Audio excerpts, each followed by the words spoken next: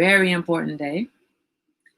I have already been in conversation with my neighbor about everything that's going on.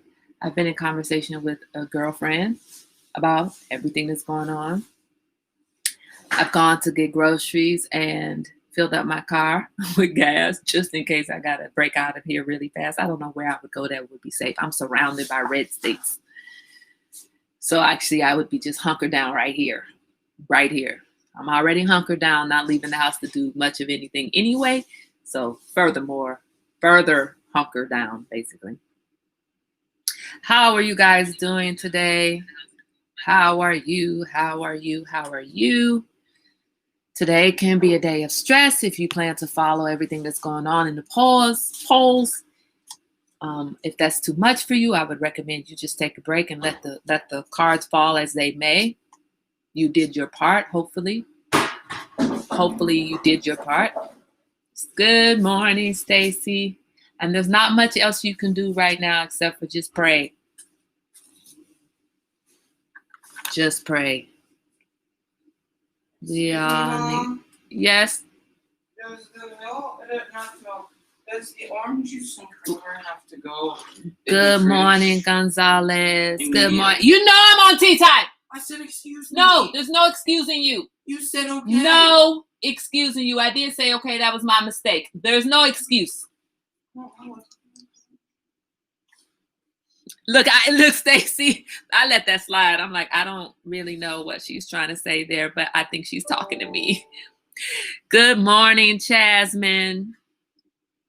So I was in conversation with a friend of mine about, pray for that boy. That's what you need to do. Pray for that boy. It's a stressful day. We're going to take him out. I was in conversation with a friend of mine about the Electoral College.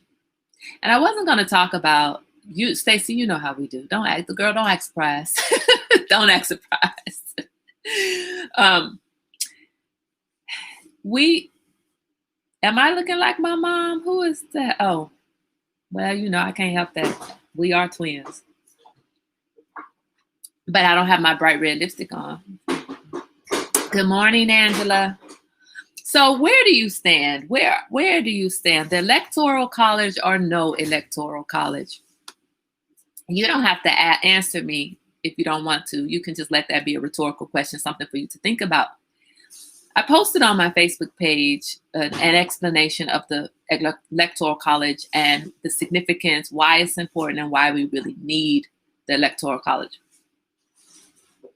And I think that just as with anything, things that are good can be misused and abused and be made to look bad, right? I think a lot of us at the table, and if I'm not talking about you, then okay, not you, we meaning us, not you. I don't know. We like to say, well, I think that the president should be elected by the popular vote. So, and that's where my mind was as well. Up until recently, the president should be elected by the popular vote. How is it that the popular vote does not govern? Rather, the Electoral College vote governs, right? Well, there are some benefits to the Electoral College. And if we think about it in a sense of fairness, we don't always want to be fair, but let's think about it in a sense of fairness. The states are assigned electorates based on their size and population. Good morning. Good afternoon, Elaine. Maza. The states are assigned electors based on their population. Good morning, Steve. Based on their population, size and population, or more population than size. Good morning, Karen. Much like the House of Representatives. So the Senate, the representatives for the Senate, each state gets 2 representatives. Good morning, Tyree. Welcome to the table. Welcome to the table, Tyree. So the states each get 2 senators. No matter the size, no matter the population, each state gets 2 senators. But with the House of Representatives, they are assigned the number of representatives based on population. And that is the same with the Electoral College. States are assigned electors based on population. So if we got rid of, that means a state like California, New York, I don't know what other states, California, New York, and Texas, they have larger populations, and so they have more electors than a place like Pennsylvania or Maryland. So if we allow the popular vote to govern, then that means that we would be relying heavily on California, New York, and Texas to tell us what to do, to tell us who gets put into office, because California, New York, and Texas have a larger population. So a state like Wyoming or Pennsylvania, who are culturally different, right, would be governed by California, New York, and Texas. Now, I'm not mad. Good morning, Pam. I'm not mad about California governing the rest of the country. I'm not mad about that. Not mad at all. But Wyoming might be mad that they didn't have a say because they don't have a large enough population to have a say, right? So the Electoral College helps to create a fairer system. If it is done right, it helps to create a fairer system. And not every state is required to, the electors from every state is not required to vote the way that the popular vote goes. I don't know then how they decide to vote. I don't. I would hope that they do look to what their constituents want. Same thing now is happening with Ohio, Pennsylvania, and Florida. Same thing, meaning that Ohio, Pennsylvania, and Florida are governing the results. Is that what you mean? We can almost always count on how California is voting. And in that way, I've always been a Californian. I am California true and true through and through. When I lived there, as much as there were other things that I didn't like about California, I always liked California's political stance. I always liked how much fairer California seemed to be in terms of how people were treated, how the policies, that the governing policies were put into place. I've almost always agreed with them. LGBT things, considerations, and environmental considerations, just all of it, right? So, Steve, that's the problem. So my question to you is the problem the Electoral College in its structure, or do we need to completely get rid of the Electoral College, or do we need to revamp the Electoral College? Do we need to readdress how the Electoral College runs, or how the states are allocated electors? Maybe we don't need to get rid of the whole system completely. We just need to revisit that system, right? Just like we revisit the Constitution. I was talking to Janice this morning, and it's so interesting to me that the Constitution that we have right now is not the Constitution that this country started with, because there were amendments and ratifications since the origin of the Constitution, right? But now all of a sudden, we cannot have constitutional change. Yeah, Pam, I think what you're saying is kind of what I'm saying. Maybe yeah, but Steve, so first of all, yes, Pam, I agree. We don't need to completely get rid of it. We need to revamp it or reallocate how the electors are assigned. But Steve, I don't necessarily disagree. I don't necessarily agree with most votes win. Again, because that means that, I see why you say that. Absolutely, I do. And it seems unfair when your candidate, not you specifically, Steve, but just people in general, it seems unfair when your candidate doesn't win, but your candidate got the popular vote. I wonder if it would be better served that the electors need to follow suit with the popular vote, which then kind of defeats the whole purpose, right? Defeats the purpose of having it separated. So I've just been looking up why the Electoral College is vital and not outdated. So this site Washington Examiner. Does anybody know how the Washington Examiner leans? Keeping it is how we got Trump. No, we didn't get Trump because we kept the popular vote. That's not how we got Trump. We got Trump because there's a lot of sick individuals in this country. I almost want to get rid of the college, revamp the college as well as the Constitution. I think we need to. I think if we get rid of the Electoral College system structure, we need something else. We need a better system. I think, and the Constitution. I think we need to revamp the Constitution as well. I think there need to be some changes. I think that there need to be rules about rules about the power that the Senate has, or the power that the House has, the power that the Speaker of the House has, right? So for example, Mitch McConnell wouldn't entertain Obama's nomination for Supreme Court because it was an election year, but now we're pushing through this nomination by Trump. I don't think that should be allowed at all. Precedents was set. We need to go according to precedents, right? A lot of things are already controlled by two out of three of those states. At one point, Texas controlled the textbooks and California controls environmental and product regulations. If California says all product need a certain thing because California is such a large market, companies make changes. Good morning, Kathy. Good morning. I think that, listen, I'm not mad that California governs things. I agree with California. I think California got it right. I do.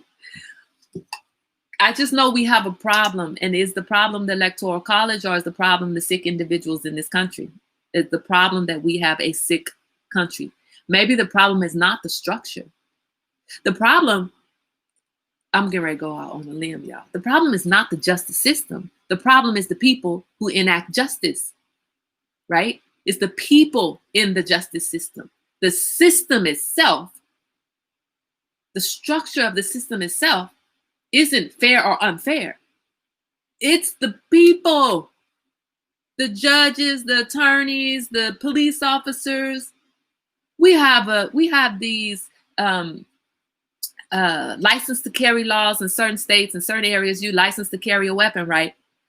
But if I carry a weapon versus my white sister carry a weapon, I certainly will end up in trouble and she won't. It's not the system, it's the people.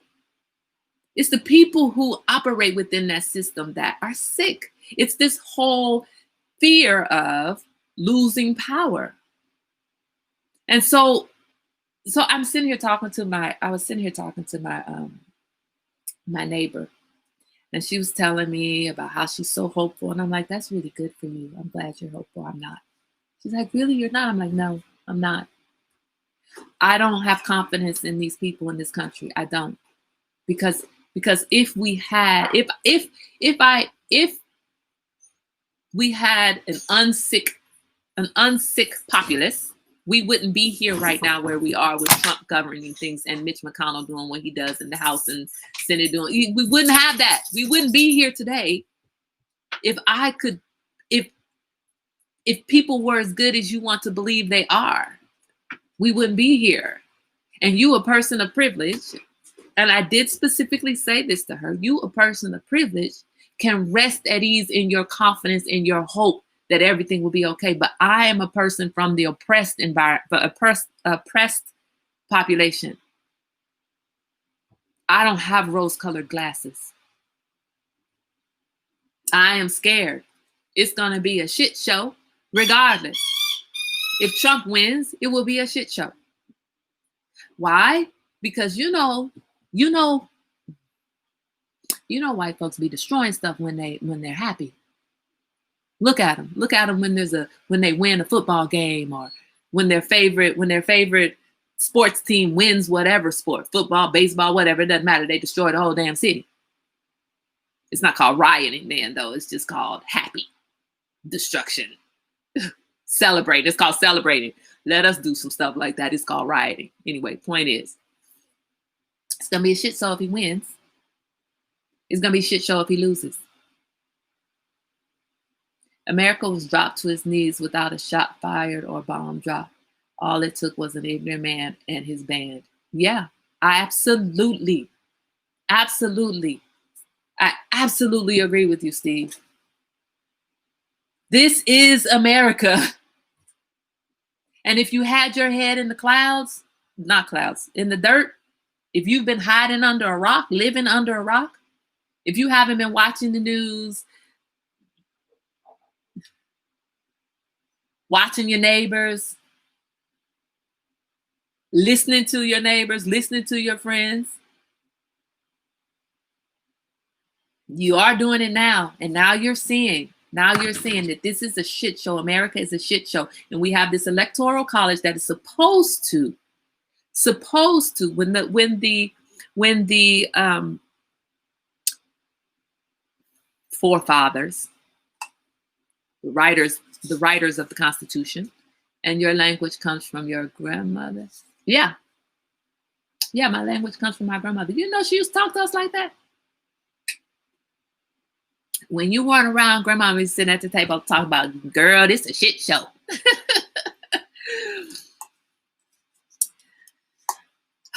The framers of the Constitution had lots of plans for us, right? The plan was to create a fair system, a system that would not allow one particular popular group of people to take over and govern for everybody else, to create a even playing field for everybody. And in theory, that's perfect. But you know, America doesn't know anything about even playing fields. There's no even playing field. I can't allow there to be I want an even playing field. We can all pull ourselves up by our bootstraps if we're all starting with a pair of boots that have straps. But don't give me no boots with no straps and tell me we're all going to pull ourselves up by the bootstraps. Forefathers equal slave owners, just keep it. You're right. Well, yeah, there's that. There's that, Steve. The problem with the Electoral College is there isn't a safeguard for when the smart minority, the Electoral College, didn't put country first. Right. Because let me look it up, because one of the arguments for the Electoral College is that I'm reading this on this screen now. It says it limits contested elections and fraud. So when you have fraud in one area, the fraud in one area doesn't govern what happens for the whole entire country. So if you have Florida fraud, this is the idea that if you have fraud in Florida, but no fraud in California, New York, Texas, Michigan, blah, blah, blah, then this fraud in Florida isn't going to govern what happens for all of the rest of the states, right? So that's what is supposed to happen with the Electoral College. Be clear, they had plans for their folks, not for us. We have latched on to the plan and said that because of the language, we could act like we were part of the plan. Yeah, I don't disagree. They're not my forefathers. They are not my forefathers. America is great for who? So this is let's revisit this whole let's make America great again. We all know that making America great again means separating everybody and favoring a particular non-melanated group of people. That's what great is for America. Because this great America that we speak of, we, not me or you, I've never seen it. I've never seen the greatness. And as much as we have improved in some areas, as much as we have realized some benefits, somewhere, civil rights, women's rights, LGBT rights, as much as we have realized some improvement, we have not seen a great America. No, the thought that people weren't intelligent enough to truly decide who should govern. That's why we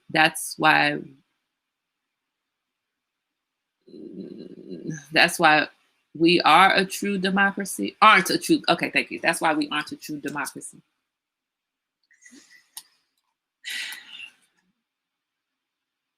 I think there was some of that in there too, that we can't leave it up to the people because they don't know what they really want. They don't know what's good for them. So we can't really leave it up to the people. I think that there has to be something put into place. Maybe if the most popular vote wins, right, then Wyoming, Pennsylvania, or maybe all of these places would the population would grow. I don't know. These states would still have representation in the House and still representation in the Senate. I don't know, guys. I'm wavering back and forth. Why do we need it? Why do I cast? So the question is then, why do you cast your vote? It limits contested elections. I read that. It stabilizes national politics. The founders were concerned about fractious disagreements threatening the stability of the Union. The Electoral College discourages regional radicalism and encourages political moderation by forcing candidates to draw support from a broad swath of the country rather than just a few wealthy, vote-rich areas.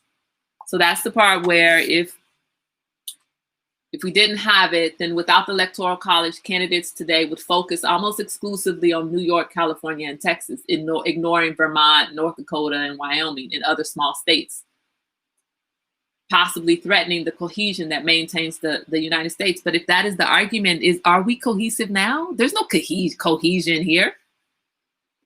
There's no cohesion. So, I mean, you have to, the question is, what do we do about it? What do we do about it? What are the problems of the Electoral College? So it creates the possibility of a minority president being elected. There's a risk of faithless electors casting ballots. What? Who the hell wrote that? Okay. I don't think they mean a minority person. I think they mean someone who is only supported by the minority. I think that's what they mean. It can depress voter turnout in some areas. That's true. So if you don't think that you guys have, good morning, Tobias. You guys have all seen it. If you don't think your vote matters, you don't get out and vote. It may not be the accurate reflection of the will of the people. Yes, exactly. Let's see. What was my other question? Sorry, guys. I just want to. Okay, so this event. So what do we do? What do we do about it? How do we make a change?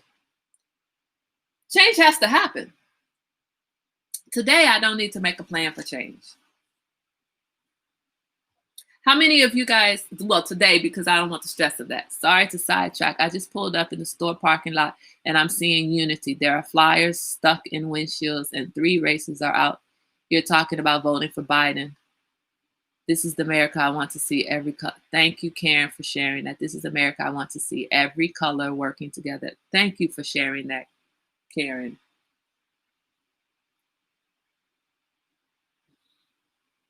It still doesn't give me a lot of hope.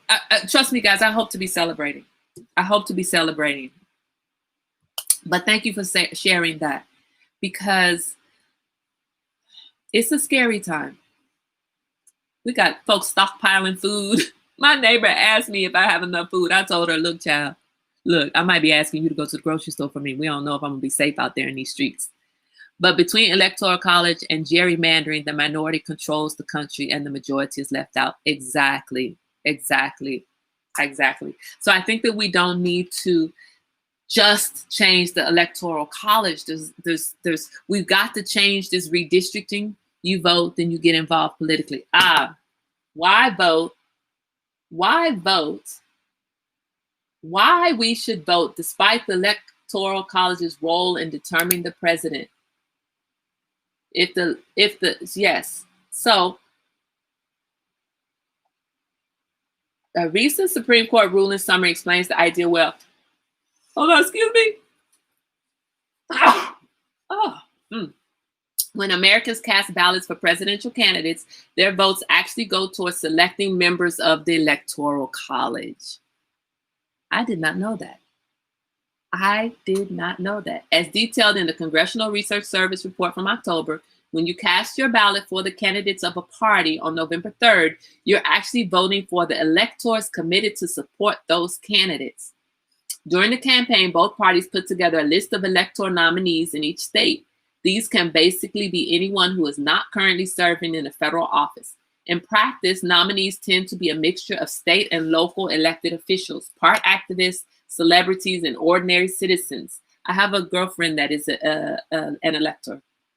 When citizens vote on November 3rd or during early voting, the votes are really being counted to determine if the Democrat or Republican nominees are officially chosen as electors. If you vote for Trump or Pence, that's really a vote for the Republican electors in your state. This is, okay, wait. Rose, did you want me to say that again? I've never read this before, guys. I'm finding this out today, just like you're finding this out today. I did not realize how those electors got selected. This is significant. Okay, I'm going to read it again because Rose says, see y'all tomorrow carrying bullets or throwing confetti.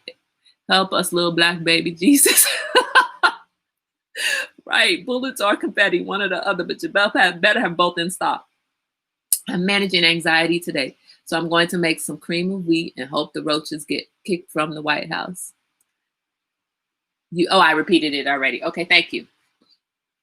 Wow, guys, I didn't know that we are casting a ballot. This is significant. So when you have your friends say, why do I need to vote if my vote doesn't count? Your vote counts. It doesn't count in the way that you think it counts, but it counts because your vote determines the electors. It may not determine the president, but if your vote determines the electors and the electors determine the president, you need to vote. I knew they picked the electors in each state. If you vote for Trump or Pence, that's really a vote for the Republican electors in your state. Similarly, a vote for Biden or Harris is really a vote for the Democrat electors in your state. Once the vote is counted, electors are chosen off the results. U.S. Code gives states until December 8th to lock in electors. In 48 states, the electors are chosen in a winner-take-all system. If one candidate gets 51% of the vote, they get all the electors of that state. Maine and Nebraska are the two exceptions. Once all this is done, electors officially meet and cast a vote for candidates of their party to be president and vice president. This vote will take place on December 14th this year, more than a month after the general vote. Let's see, was that in 2000? Yes, that's 2020. Sorry, this is a very current article. I made African puff puffs. I will be frying them once tea time is over. Girl, I don't care about your African puff puffs. We talking about the electors. We can't sidetrack the food. So when your friends say, why should I vote if my vote doesn't matter? Your vote does matter. It may not matter in the way you think it does, but it actually matters. And maybe the change to Electoral College is a change to the winner take all situation. Maybe that's the change. Maybe it's not to get rid of the whole entire system. I'm looking, okay, Rose, you telling us what you're doing. Okay, you can talk about your puff puffs. You're talking about how you can maintain some sanity today. But how do they count the electors? I think you missed that part of the conversation, Rose. The number of electors that you get is determined based on the population of your state, which is the same as the number of representatives in the House is based on population. I'm listening to Bob Marley and looking for something to smoke. Get up, stand up for your rights. Get up, stand up. Don't give up the fight. I had to think of the words. Okay. I'm gonna find out how we're gonna ask. What we're gonna ask Google? How are the number of electors determined? All right. So this article says,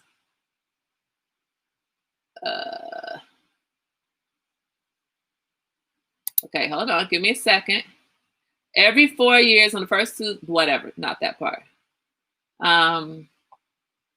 So There's a total of 538 electors. Majority needed to elect the president and vice president is 270.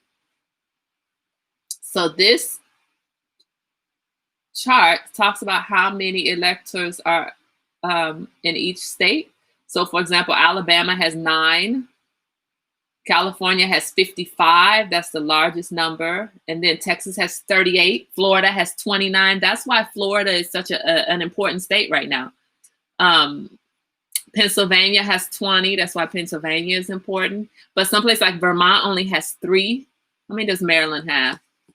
Maryland has 10. Where else do we have? Michigan has 16. Missouri has 10.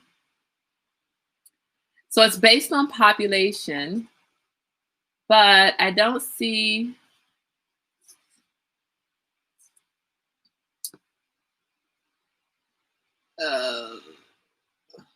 so it says the number of electors a state receives is determined by the combined number of the state's members of the U.S. House of Representatives and Senate.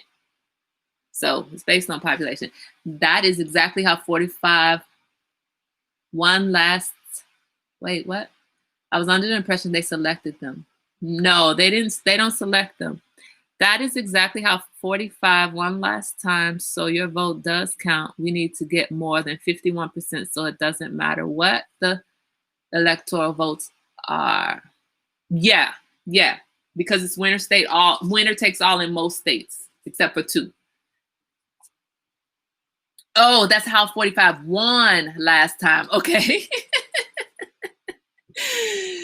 Oh, you must be talking into the thing. Let's see. I'm trying to figure out how the number. Okay, so it says the Electoral College determines. No, the Electoral College number is based on. Well, it's based on the number of U.S. representatives. So anyway, it's assigned. Population governs. We need 1 person, 1 vote. I hate that they use our vote this way. But Tobiah, what we're saying is if you have 1 person, 1 vote, then you have states like California, Texas, Florida, Pennsylvania that have larger, not Pennsylvania.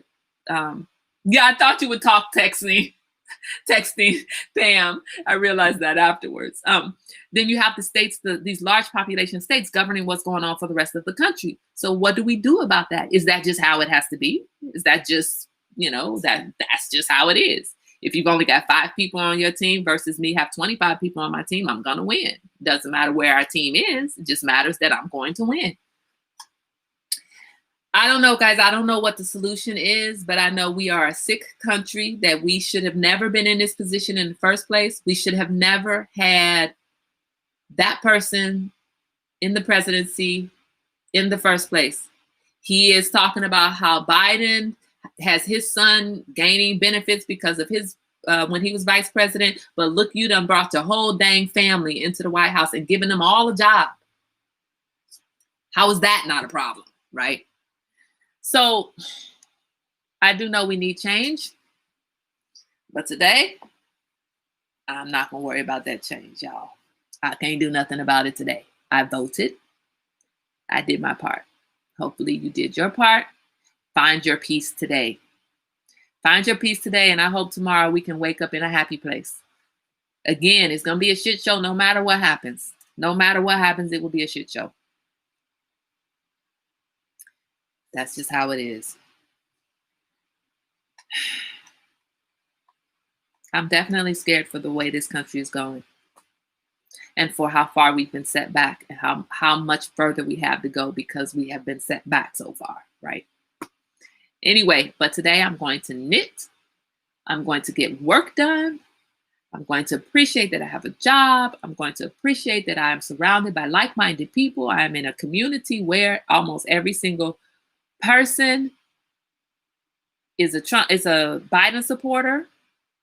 Almost every single person. And if they are not Biden supporters, they don't have any Trump signs out in this neighborhood. So I'm resting comfortably assured that in this community, we are all on the same page, or at least most of us are. If you're not on the same page, you're hiding in the weeds. So I am comfortable and confident in that. And otherwise, I don't know whether the Electoral College is the best thing to have, whether it's not the best thing to have. But what I do know is the way things operate right now is not the best way for them to operate, in my opinion. There's something wrong with this system. The system is sick. The country is sick. The people are sick. But today is a sunshiny day and I'm going to feel good. Because what I know is tomorrow I'm going to wake up anyway. I'm claiming that. I'm going to wake up and life will go on anyway. Right? So you guys have a wonderful, glorious day. Fill up your cars with gas. Make sure you have a full tank of gas. Make sure you've got, food. I'm not saying go out and hoard stuff because it's the apocalypse. I'm not saying that. I think the electoral votes need to go away. How are we going to make that happen? How are we going to make that happen? That's the thing. What do we do from here? And are we committed to doing it? Whatever you think needs to happen, are you committed to helping it happen? Helping to make it happen. Have a wonderful, glorious day. Free your mind and the rest will follow. Do what you need to do to put yourself in a place of tranquility today. And if that means shutting everything out and shutting everything off, that's what I told my neighbor. She asked me if I had a subscription to this newspaper because it's so informative. And I was like, look, you're a person of color. You can, of privilege. You can dial in all day long if you want to. But I am a person of color. I cannot stay dialed in every day. I cannot. So you decide what you need to do today. And I will see you here tomorrow. And hopefully tomorrow we'll be celebrating. But if not, we're going to still love on each other anyway. We're going to still support each other. We're going to still love on each other. And we're still going to do the best that we can do to try to protect each other and move things forward in a positive way. Find your peace. And while you're finding your peace, make sure you're washing your hands. I was going to say brush your teeth. Wash your hands, wear your mask, and keep your distance. Do those 3 things. And I will see you here tomorrow. Have a great day, guys.